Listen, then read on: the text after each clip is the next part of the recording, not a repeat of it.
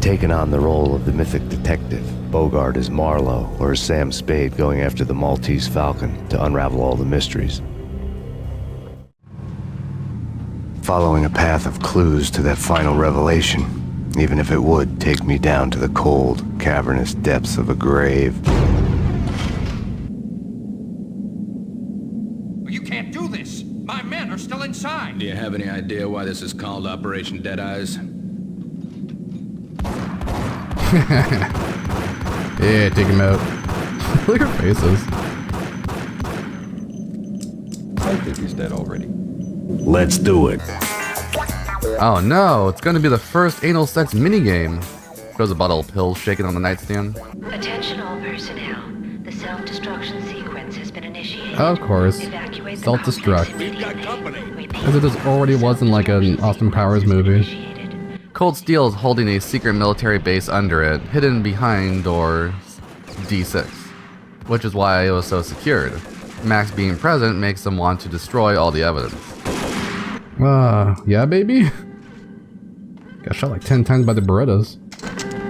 Of course, these guns are not useful in a place where everybody has a commando. I'd seen the logo on the floor before. Wait, this looks familiar. Cuts to the swastika. There was an old army bunker under the steel mill. I knew the military plaque on the floor.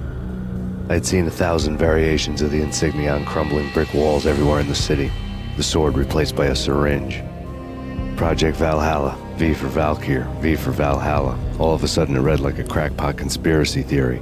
Here we enter the conspiracy aspect of the story. It's a little bit farther away from the story about Max and the story about Norse mythology, and more into the conspiracy involving this drug and this corporation, Iser Corporation. So he says there was an old steel bunker under the steel mill. There is a military plaque on the floor. So this mill is holding a military secret lab. So kind of like a Area 51 sort of thing. And he says that he's seen 1,000 variations of the insignia on the wall, and it's starting to make sense. Just replace the sword with a syringe. And there's a sword with a giant V, and then there's also like the wings, like a two-headed bird with wings.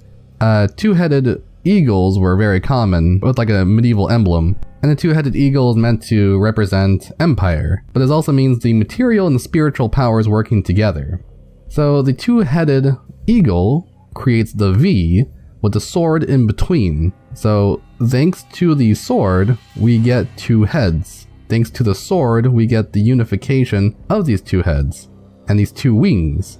The two wings and the two heads represent the material and the spiritual. So that's why when you take Valkyr, you enter a spiritual realm. It's a drug. It goes into your mental and spiritual aspects. Then Valhalla is the material. It is a world that you endure under Valkyr. And that's why they call it Project Valhalla, because you are then chosen through the drug to become a warrior for Valhalla. But this is more like a corrupted form of Valhalla in the form of a military empire. And this was a big problem back in the modernist age, where we would have what we call superpowers. The America became a superpower, and Russia became a superpower, China became one. These were countries that were holding godlike powers with atomic energy. Now, there is no atom bomb and stuff like that being told about here, but this can also be in relation to fascist empires that were trying to take over. Under a fascist regime, you would have the people, the state, and the nation all as one. Nothing outside of the state, nothing against the state, everything for the state. That was the whole mantra of fascism. And I know I'm going to start talking about fascism here, and people are very iffy about the subject, but when we talk about fascism, and we talk about the American military being fascist, this doesn't mean that our American military is fascist. This just means that there's a fascist desire in a conspiracy theory, in something like the industrial military complex. There's a fascist desire among corporations, because corporations were what caused fascism to be the way it was. Not that corporations are fascist, but you could not have fascism without corporations. And when corporations take a massive amount of power and they become in line with something like the government, and corporations and the government get combined, and then the people get combined, and the nations combined on top of that, you can't have anything else but fascism, really, at that point. That was the whole goal of someone like Mussolini. His goal was to have corporations work for the government, under the government, kind of like in the same way that China does things now, which is why people call China rather fascist, with state capitalism. State capitalism is when the state wants to make the profit, and the state owns the means of production. That doesn't mean that it's capitalist, it means that the state is trying to profit off of businesses, rather than the state being separate from the businesses. So in order to understand this whole part, you do have to understand what fascism means outside of this warped understanding that we have in places like America today. People who follow corporations these days have no idea what fascism even is. They think fascism is whatever I don't like, or fascism is whatever goes against my own personal beliefs. Not at all. Your beliefs may be fascist and you don't even know it. And this isn't me trying to say, well, fascism might be a good thing. No, this is what the theme of the story is all about. Modernism, diesel punk, the fear of fascism is a big part of modernist storytelling, especially when it comes down to something like diesel punk. Max Payne is a punk against the fascist regimes. He's not fighting against atomic energy, he's fighting against this drug that's coming in that's infecting everybody and turning everybody into demon zombies from outer space. The insanity, the absurdity of the world is coming out in the form of obeying or being a warrior for this corporation that is of Project Valhalla. So Aether Corporation is perfectly named because it is like a god of our material world. It is controlling things. It is in charge of things. And it is performing magic in the form of witches' brews that are this drug. And this drug casts a spell on you that causes you to hallucinate, live out your worst nightmares, and you have to fight through them. Max is able to do that mentally and physically, and if you're not strong enough, you become what is essentially like a Draugr, like a waterbound, a drowned zombie, whatever they are. And so this combination of spirit and material, the ideal and the material, is caused by the sword. And the sword is the weapon that they're using. The weapon is the drug. Alright, does that make sense? That's what the whole symbol is meant to be.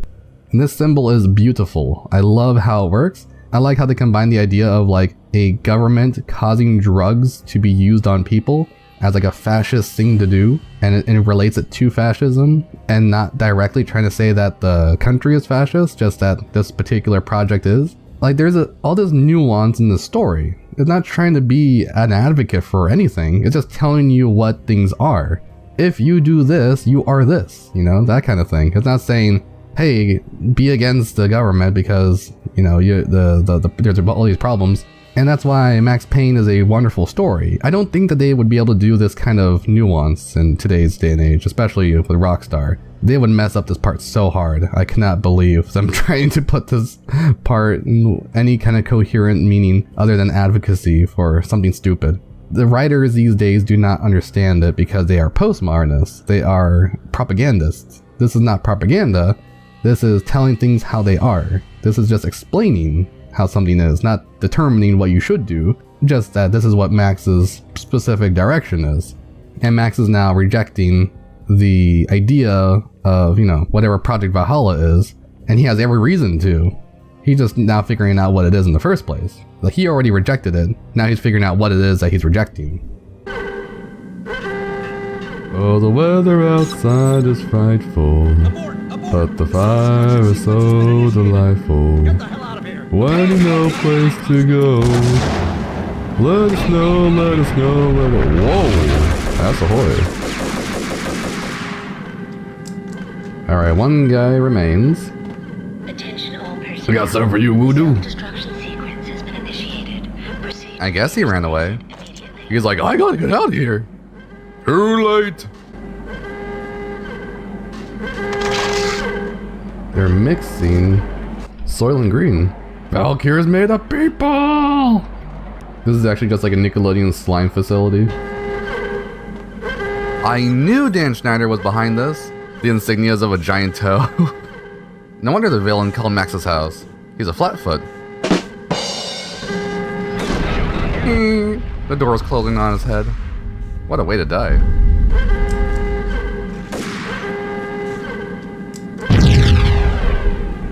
I love how this game just puts like a million explosions into one sound. Test facility. This doesn't look like a noir game, does it? It kind of stopped looking like that after chapter 3. Attention all personnel. We could consider this tech noir, and the drug aspect was big during the 40s, but it wasn't allowed to be shown on screen until around the 60s. In the aspect of tech noir, the detective story, the crime becomes associated with scientific advancement, which here it's like a military soldier enhancement serum that went awry. Like everything else in the Valkyr case, the door code was a mystery to me. Think of it like Captain America and Omega Red, but instead of becoming super strong, the people on the drug are all shivering and useless. But saying tech noir is weird because usually people think of Terminator or Blade or something like that. The chemist had been using the workstation when he died. The half-life of the lab rat had ended online, his password blinking on the screen. 665, the neighbor of the beast. Half-Life? Like the game Half-Life? I was going to do a reference, but I haven't really played those games. All I know is that there's a guy called Gordon Freeman and he hits crabs with a crowbar. Am I able to understand the story if I only play the second one? I have that one. Proceed to the nearest exit immediately. The elevator scares me because that grating explodes later. Why are places always on fire before the self-destruct? It's like a nuclear bomb where the explosions cause bigger explosions. It doesn't work. Damn, Windows 98. This is my lab. Oof. So these are the lab rats, the patients and subjects that they were using, and these guys were released into Max's house. Wonderful. Hey, in here! Hey! Hmm? Get me out of here! I'm innocent! There! Let me... Paul Blart. Thanks! I thought I was gonna die in there for sure. I need you to get me through the decontamination chamber airlock. You're crazy! No way! The place is blowing up, for Christ's sakes! Either that or back to the cell. Your choice. Okay, Attention okay, all I'll do it! personnel. I'll do it! The self-destruction sequence has Paul been Blart Lab Rat. initiated. Proceed to the nearest exit. I love how much of a hard-ass Max Payne is to people. Escort missions. I am glad that they don't give them like a health thing they have to worry about. Yeah, the more I play this, the more I see Resident Evil 4 being inspired by this game. At least when it comes to gameplay and lasers. Oh Jesus, apparently there is... This is harder than that last escort mission I did in Act 1. You think that's bad? You should have seen the escort mission I had in Act 3. Get in! I'll punch you through! After this, you can go. You're a free man. Decontamination. Run, Paul Blart, you're a free man! Free like the mighty eagle on Mount Rushmore. Free like the samples of hummus at Costco. Free like the balls of William Murderface when he was freeballing. Did he get attacked by the velociraptors? Oh, he got shot. All the gunshots. I'm okay, I'm okay. Like in Freddy Got Fingered when the little boy gets like chopped up by the propeller. I'm okay, Daddy, I'm okay, Daddy.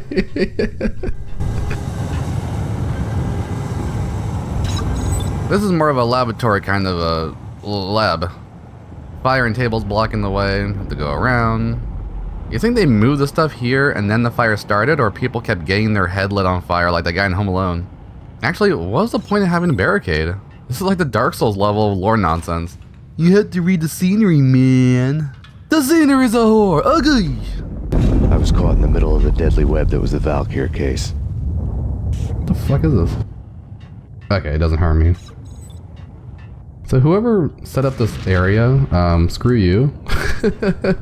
What's the point of having all these explosives here? Were you trying to stop the guy from stealing your lunch? Really funny, Bill. Putting up all these explosives all over the lab. Haha, you got me.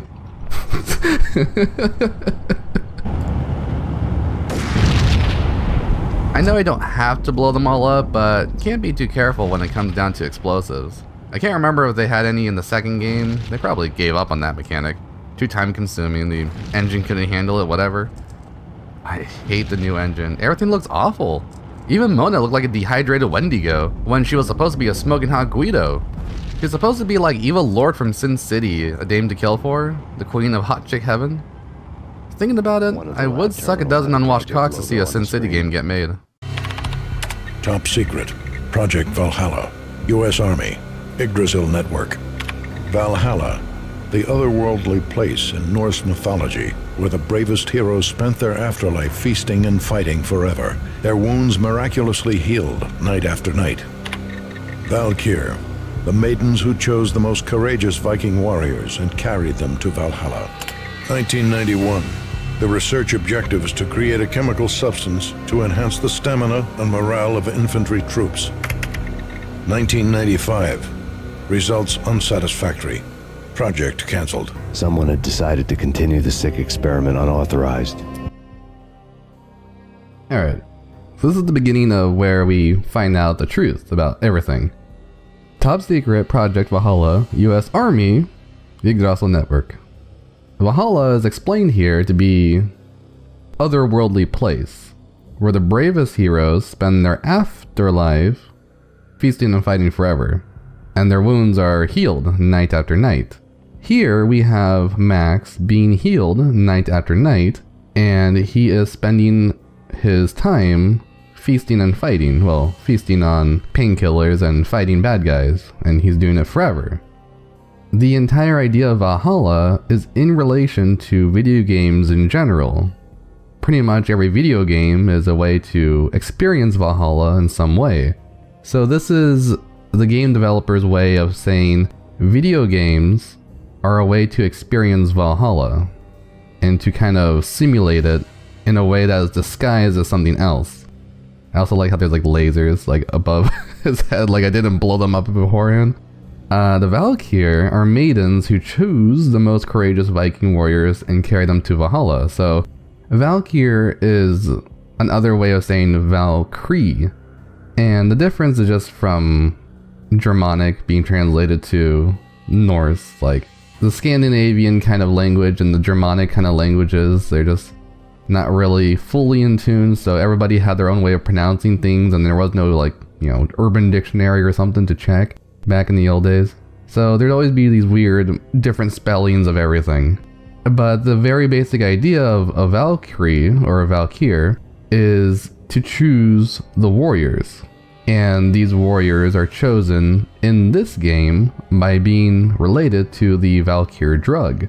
So the people that Max was fighting are all related to Valkyr. Even he has Valkyr in his blood. He was chosen to have Valkyr in his blood, but he was also technically rejected to not become insane from the whole thing. Or at least insane in the same way everybody else became when they're on the drug. So all that green goo that was in those vats earlier, that wasn't Nickelodeon slime. That was Valkyr being processed in this steel mill, in this secret lab below the steel mill, in this underworld below the steel mill. The name Valkyr means chooser of the slain, but Kyr can also mean cow. And I think that's actually kind of interesting to note when it comes to this specific translation of Valkyr, because it's kind of like saying cows of the slain battlefield. And cows are to be milked, and cows have a liquid that we then drink or what do you call that? Not induce, ingest. I forgot my English for a second. So we ingest this liquid from those who are slain, and we're milking them. And there's also a world cow in Norse mythology, which is another name I cannot pronounce. I think it's like Auoumla, something like that, which is a primeval cow. The primordial frost giant, Ymir, which is pretty much the whole world within Norse mythology, he is fed from her milk, and over the course of 3 days, she licks away the salty rime rocks and reveals Buri, who is the grandfather of Odin, Vili, and Ve. So this cow reveals the gods, and this cow is also the one who nourishes the world around us. So this primordial god, this, how do you say it? In other mythologies, there's always like an earth mother and a sky father. In Norse mythology, it's kind of like two earths, but there's a cow that nourishes another being, and the other being is the world. So giants in Norse mythology are meant to be like, how do you say, massive structures. when it comes to something like Norse mythology, you have a giant and you have the gods. The giants are in the same way as a titan works. And the giants versus the gods in Norse mythology is the same thing like the, I forgot the name of it, Titanomancy? What was that thing called? Titanomachi? Titanomachi? You know what I'm talking about. The War of the Gods. The War of the Gods between titans. And a titan is before a god. And that's easy to understand when you think of what came before control and order. Well, it's kind of like a chaos came before order. There was a void before the order. There is a whole bunch of stuff happening, but no real direction of where to go before the order. So order is a structure, while the chaos is just kind of like the existence of something. So the frost giants is like the existence of something without an order, without a direction to really go for, without a should. So something like the giant of fire, the Sutur, he's just the existence of fire without an actual direction or control of it. This Ymir of primordial being is just the existence of it, not an actual control of it. And that's something that's fascinating about both Greek and Norse mythology. They believed in this existence of something before the control of it, while in Christianity it's more like there is a control of something to cause the existence of everything. And that's the main difference between the two sides, the polytheist and then the monist of the Abrahamic religions. So then it says the research objective to create a chemical substance to enhance the stamina and morale of the infantry troops.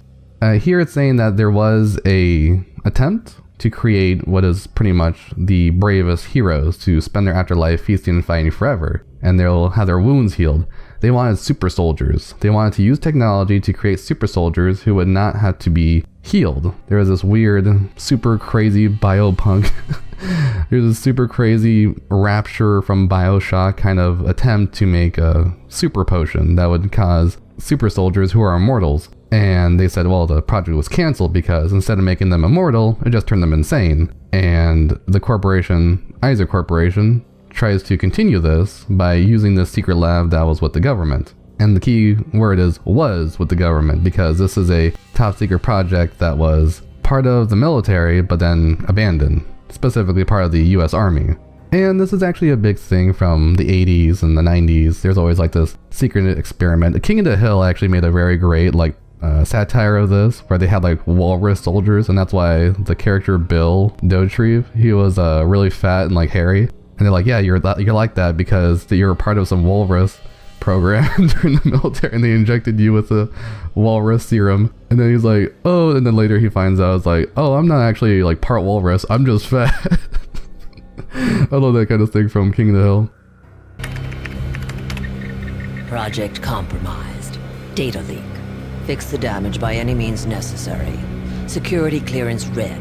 Authorized by the project lead. Field test. Double the dosage for all the remaining test subjects. Observe and record the subject's behavior in an urban setting. The drop-off point was my old address in New Jersey. The file dated 3 years ago. Alright, so here we go.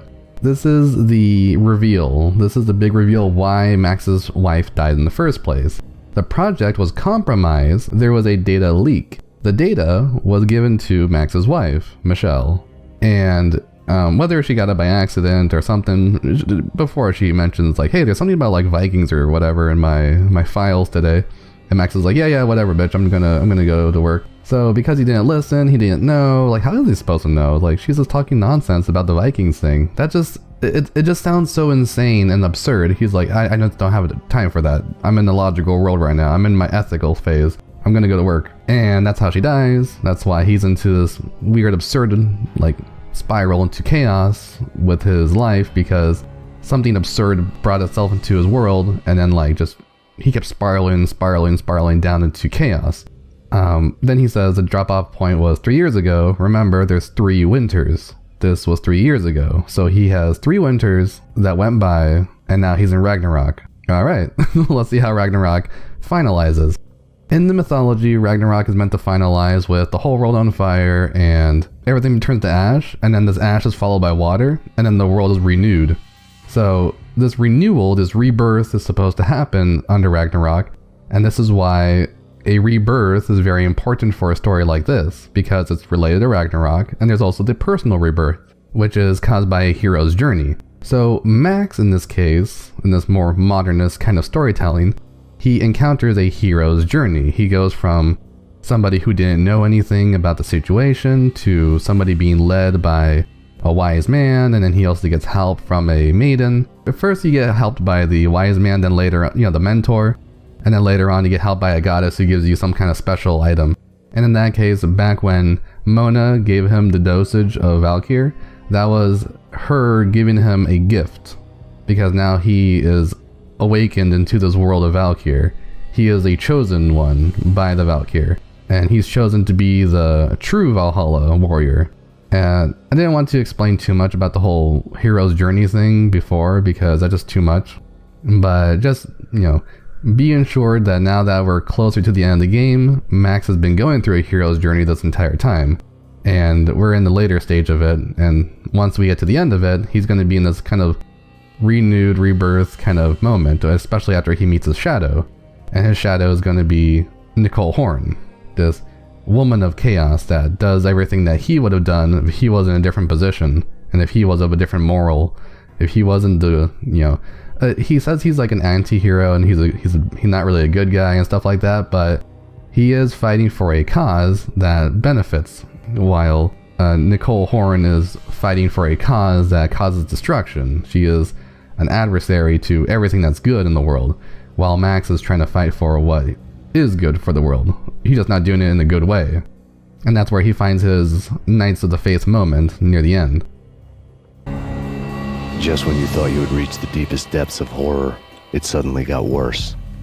How to turn off that small voice inside your head that started to whisper that you should be glad that now, if not before, your revenge was justifiable on any conceivable moral scale. That small voice proved, beyond any doubt, that I was damned. Alright, so this part's a really heavy hitter. I love the way that the screen kind of like reflects onto his face. I'm pretty sure they did that by just kind of like overlaying it. But he says, just when you thought you had reached the deepest depths of horror, it suddenly got worse. And this is where he's realizing, oh crap, my wife died because this crazy thing going on in the world that I didn't even know about. And there's like all this evil going on just right in my back door, my backyard, whatever the phrase is. And he says, there's no way to really turn off the voice in your head that says you should be glad. Glad that now he went on this quest for revenge that he thought was purely for, just out of sheer anger against an adversary, against a nemesis. He thought that he was just going out to kill somebody random because he thought that he was wronged. It's like, no, not only was he wronged, but the entire world is being wronged by this event. There's something bigger. He's fighting for something more just. And that's where he says, your revenge was justifiable on any conceivable moral scale. It's like, who in their right mind is going to say this is a good thing? Who in their right mind is going to say that Max's wife was meant to die as a good thing? As a morally good thing, like to hide the fact that she found something that was evil and destroying the world? Now Max is saving the world. Now Max is a superhero. He went from some mindless vigilante to a superhero in the blink of an eye, just because he realized what the truth was. And this reveal of the truth and reveal of what he wanted to do being eventually good no matter what, this is his religious moment. This is where everything that he thought was bad about himself before, this mindless anger, the savagery, this quest for something that was considered selfish, it's all different now because of this reveal. So when he says, I was damned, it means that he was forced into the situation against his will, but he continued with it as a choice, through his lack of knowledge. In Christian belief, damned means to be condemned by God to suffer eternal punishment in hell. And this is where Max is saying, according to the Christians, I am in hell, but according to the Norse, I'm actually in Valhalla.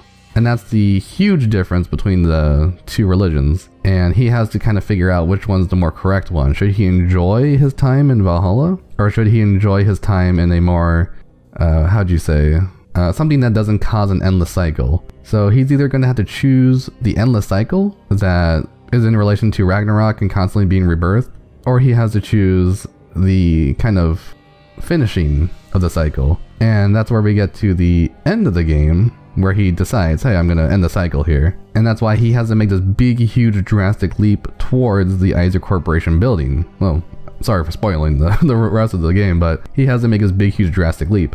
So this little reveal causes him to question all the ethics he had before and all the aesthetically pleasing things he had before. And now he's back into the religious phase and his Kierkegaardian Knights of the Faith process. He's trying to return back to faith because now he understands, well, I just did what I wanted to do, and that caused me to be involved in this big, huge conspiracy that is harming the world in so many different ways. I kind of forgot to mention that this is like a big Resident Evil kind of thing. Because in Resident Evil, you have a big corporation releasing zombies into like an unsuspecting city, and then the corporation kind of runs the city. Here it's a little bit more grounded, but it's still just as crazy, where you have these drugged out zombies going out into a city and they go out to kill Max's family. So now Max realized that he was damned. We're just not sure if he's still damned after he rights all the wrongs. The dagger-heeled woman had come and gone a long time ago. There was nothing more for me here. The bunker's name was acting as a self-fulfilling prophecy. What he means by that is Nicole Horn is no longer here, and I guess the facility is named Yggdrasil. I also didn't want to go too far into what Yggdrasil is, but Yggdrasil is just a tree of life that's being slowly drained by the serpent. In Norse mythology, Yggdrasil is burned up by Surtur, which is why the place with the Yggdrasil network is on fire. Pretty cool, huh? This is the guy. I'm on the other side now. Alright, we gotta get out of here before it explodes. Haha, just kidding, gamer. I would never allow myself to die that ironically. What do you think I am, a hipster? 27. Oh crap. She was counting the whole time. Why do they make the oh louder than her voice? 21. 20. I assume this elevator goes up. Kinda weird that this one goes all the way to the surface. Where the hell was it when I needed it in the foundry? I have to hug the wall because the floor falls down. I learned that the hard way as a kid. 6. Yeah, see, it falls off. And then you fall to your death.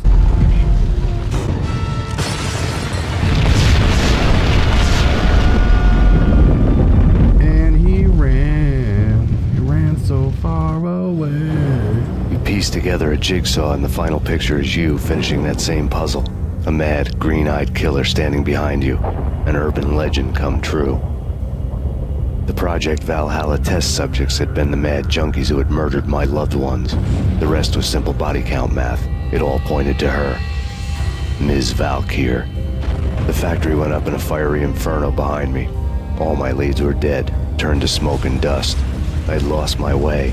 I hadn't slept in a million years. Oh my god. That is great. I love that.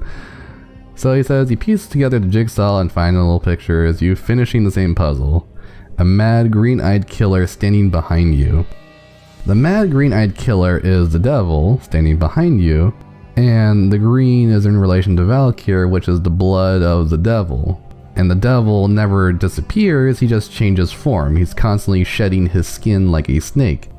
Before it was Don Puccinello, now we have Miss Valkyr, the one who's behind all of the, all the trouble that we've had with Valkyr in general. So what started as a simple quest to find out where this drug's coming from, who's causing people to be junkies and stuff like that, this drug that we have in the form of Valkyr, this green liquid, all became this huge conspiracy into the military trying to create super soldiers, and was a military cult trying to make super soldiers in a more, in a similar fashion as the Nazis were trying to use the occult in something like Indiana Jones. So right now, Max Payne turned into Indiana Jones, trying to stop the Nazis in the desert. He's holding the RPG, he's aiming it at the Ark. You're saying Molaram, and stuff. I don't remember my Indiana Jones. Don't quote me, boy. Then he says, an urban legend come true. The urban legend is a conspiracy that the government's behind all this drug mumbo jumbo.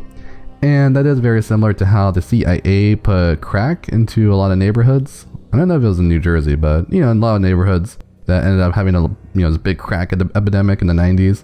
So this was very recent in the Max Payne kind of time where it was being made. It was being made throughout the 90s. 1991, there's the beginning of the military process, which was around the time of the Gulf War, wasn't it? I don't remember when the Gulf War was. I have a horrible time remembering dates. This is Project Valhalla test subjects have been the mad junkies who had murdered my loved ones. Just in case he didn't get it before, yeah. Now he finds out that the test subjects, the asylum people, the crazy people, are the ones who killed his loved ones. The rest of it was just simple body count, whatever. And it all points to Nicole Horn, Mrs. Valkyr. I'm sorry, Ms. Valkyr. We're not sure if she's married. The factory went up in a fiery inferno behind me. He's saying that the factory, the past, is now a big flaming inferno. The big hell that just burns itself away. And then there's going to be ashes, and then there's just going to be water. So the factory has now finished its Ragnarok process of rebirth. Now it's just going to be a charred out factory that self-destructed, like a supervillain's evil lair. My leads were dead, turned to smoke and dust. So every single bit of information that he had, everything that he could use, is now dust and smoke. It's now obscured. There is no more truth to be found in this area. It is obstructed, it is obscured, and it is turned into useless smoke and dust. Smoke is mystery, dust is like the inusable elements of Earth that also cause mystery. And he says, I lost my way, and I hadn't slept in a million years. So he's like, there is no sleep, there is no more dreaming. I just been awake for the longest time. So he has no more dream world to live in. Now he's fully realized. He's been red-pilled, alright? He's been red-pilled in the most hardcore way possible. It's like now your family is known to have died because the government wanted to do evil things. Like that's insane. That's like a hardcore million-year red pill. And when he says I lost my way, he's saying, well, before I was away from the religious path, and now I have a way to find out how to get back to it. And that's where he's trying to redeem himself now.